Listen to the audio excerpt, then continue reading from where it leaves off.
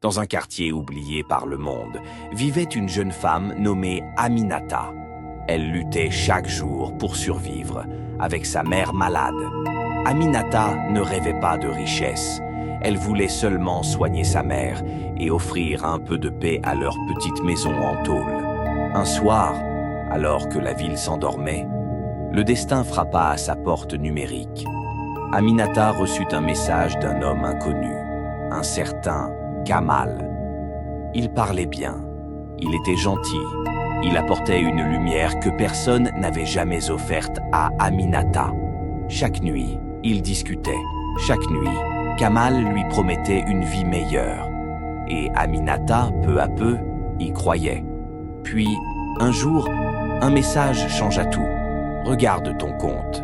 Kamal lui avait envoyé beaucoup d'argent, sans rien demander en retour. Grâce à lui, les médicaments furent achetés, le toit fut réparé, et un sourire revint sur le visage d'Aminata.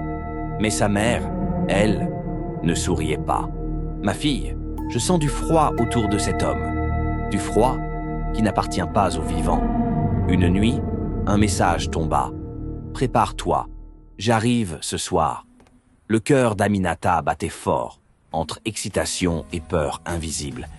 Minuit sonna. Un silence étrange envahit la maison.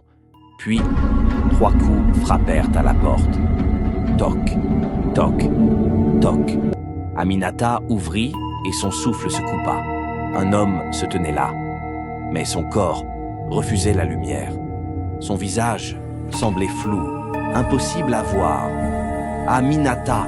dit-il d'une voix dédoublée. « Je suis ton mari. » Un froid glacial envahit la pièce. La mère d'Aminata, pourtant malade, hurla. « Ce n'est pas un homme.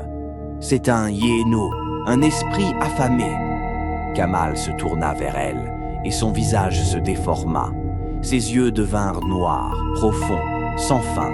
« Tu m'appartiens, Aminata » grogna-t-il. La mère récita des paroles anciennes, une prière de protection transmise par ses ancêtres. Un halo de lumière jaillit, et l'esprit hurla de douleur. Le hyéno recula, tordu par la lumière. « Je reviendrai » murmura-t-il avant de disparaître, dans un souffle glacé. Au matin, tout avait disparu. Les messages de Kamal, l'argent, même son numéro, comme si l'homme n'avait jamais existé. La mère prit la main d'Aminata et dit « Les esprits donnent toujours pour mieux reprendre. » Cette nuit-là, un vent froid passa devant la maison. Les rideaux tremblèrent. Aminata sentit un regard, quelque part dans l'ombre. Dans ce monde et sur Internet, on peut rencontrer des vivants, mais aussi des morts, et certains ne vous oublient jamais.